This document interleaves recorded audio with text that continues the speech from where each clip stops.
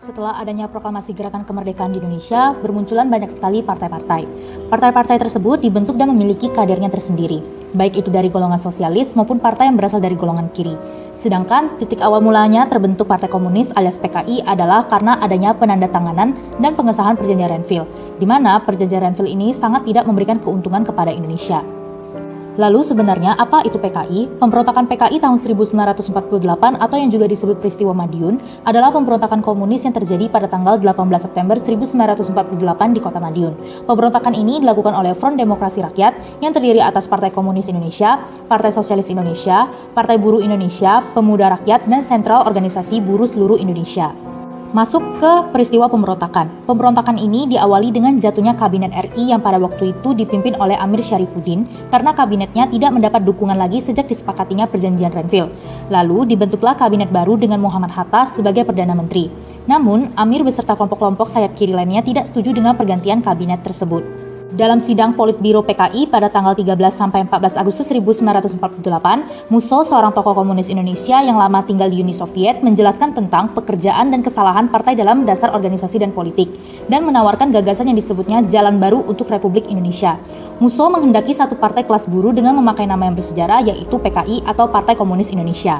Selanjutnya, Musso menggelar rapat raksasa di Yogyakarta. Di sini, Musso melontarkan pentingnya kabinet presidensial diganti menjadi kabinet Front Persatuan. Musso juga menyuruhkan kerjasama internasional, terutama dengan Uni Soviet, untuk mematahkan blokade Belanda. Untuk menyebarkan gagasannya, Musso beserta Amir dan kelompok-kelompok kiri lainnya berencana untuk menguasai daerah-daerah yang dianggap strategis di Jawa Tengah dan Jawa Timur, yaitu Solo, Madiun, Kediri, Jombang, Bojonegoro, Cepu, Purwodadi, dan Wonosobo.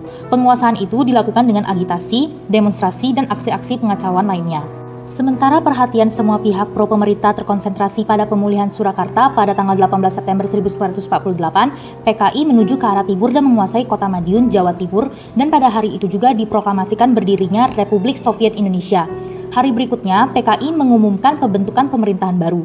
Selain di Madiun, PKI juga mengumumkan hal yang sama pula di Pati, Jawa Tengah. Pemberontakan ini menewaskan Gubernur Jawa Timur RM Suryo, Dokter Pro Kemerdekaan Muwardi, serta beberapa petugas polisi dan tokoh agama. Mengetahui kekacauan yang terjadi di Madiun semakin banyak, pemerintah langsung memerintahkan kesatuan-kesatuan TNI yang tidak terlibat adu domba untuk memulihkan keamanan di Surakarta dan sekitarnya. Operasi ini dipimpin oleh Kolonel Gatot Subroto. Untuk memulihkan keamanan secara menyeluruh di Madiun, pemerintah bertindak cepat. Provinsi Jawa Timur dijadikan daerah istimewa. Selanjutnya, Kolonel Sungkono diangkat sebagai gubernur militer. Operasi penumpasan dimulai pada tanggal 20 September 1948, dipimpin oleh Kolonel A.H. Nasution. Sementara sebagian besar pasukan TNI di Jawa Timur berkonsentrasi menghadapi Belanda, namun dengan menggunakan 2 brigade dari cadangan Divisi 3 Siliwangi serta kesatuan-kesatuan lainnya yang mendukung Republik. Semua kekuatan pemberontak akhirnya dapat dimusnahkan. Setelah peristiwa pemberontakan berhasil dimusnahkan, anggota-anggota TNI Indonesia mulai menangkap satu persatu anggota-anggota PKI.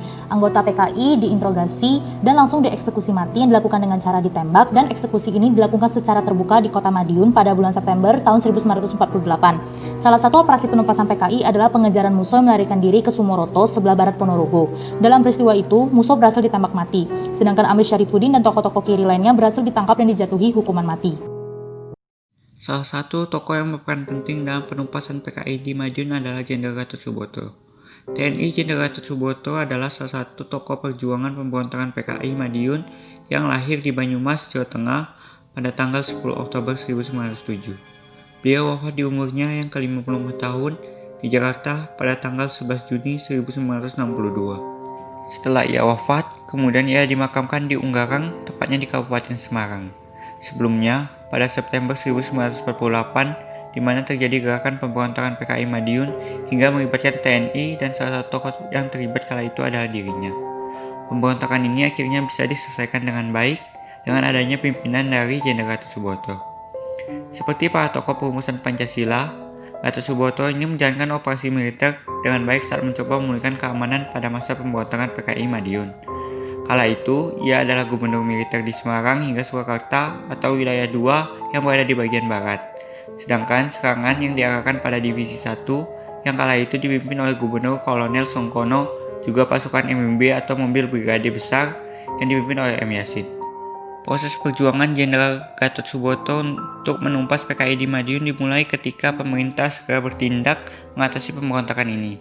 Provinsi Jawa Timur ditetapkan sebagai daerah istimewa dan Kolonel Sungkono diangkat menjadi Gubernur Militer Jawa Timur pada tanggal 19 September 1948. Pasukan TNI di Jawa Timur pada saat itu sebenarnya sedang sibuk menghadapi Belanda dan bersiap menghadapi agresi militer II, sehingga pasukan yang dapat dikerahkan untuk menumpas pemberontakan ini hanyalah 2 brigade dari cadangan Divisi 3 Siliwangi, serta beberapa kesatuan lain yang mendukung Republik. Kekuatan PKI kemudian digempur dari 2 arah. Dari barat, PKI digempur oleh pasukan Divisi 2 di bawah pimpinan Kolonel Gatot Subroto dan 2 brigade dari Divisi Siliwangi. Dari timur, PKI digempur oleh pasukan Divisi 1 di bawah pimpinan Kolonel Sungkono dan brigade mobil dari kepolisian di bawah pimpinan M. Yasin. Dalam waktu sekitar 2 minggu, Madiun dapat dikuasai kembali oleh TNI. Tepatnya pada tanggal 30 September 1948, Musuh dan Amir Saifuddin yang melarikan diri dapat dikejar oleh TNI. Musuh tertembak mati dalam pelariannya, sedangkan Amir Saifuddin tertangkap dan dieksekusi mati pada tanggal 20 Desember 1948. Nilai teladan yang dapat diambil dari seorang Jenderal TNI Gatot Subroto adalah sikap bertanggung jawab dan pantang menyerah. Ia bertanggung jawab dalam melaksanakan tugasnya sebagai seorang TNI, di mana ia memiliki kewajiban untuk melindungi rakyat dan ia tidak melalaikan kewajibannya tersebut. Beliau juga dikenal sebagai orang yang pantang menyerah.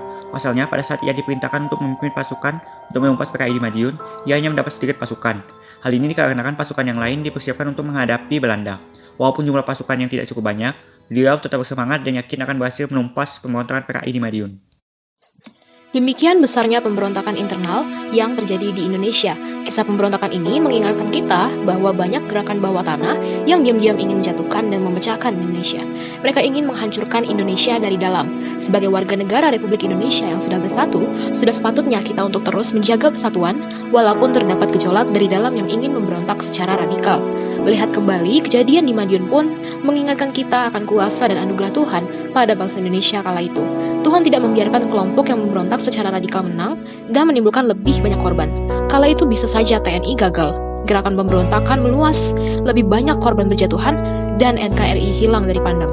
Akan tetapi, berkat anugerah Tuhan, gerakan PKI dapat dipadamkan oleh pemerintah melalui TNI, dan NKRI tetap bertahan sampai detik ini. Satu hal yang menjadi sorotan dari kejadian ini adalah betapa krusialnya persatuan dan kesatuan. Pentingnya kerjasama berbagai fungsi di masyarakat untuk meredam gejolak dan mempertahankan NKRI.